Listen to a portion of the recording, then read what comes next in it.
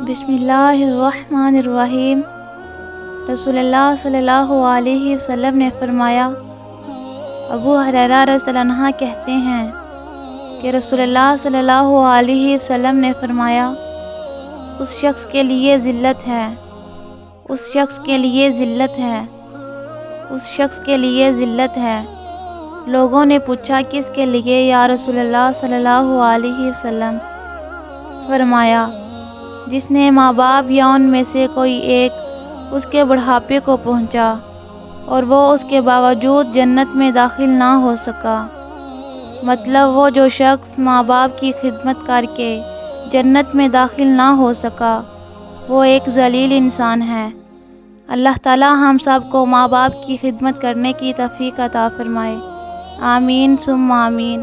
اگر آپ لوگوں کو یہ ویڈیو اچھی لگے تو لائک، شیئر اور سبسکرائب بھی کر دیں۔ جزاک اللہ خیر۔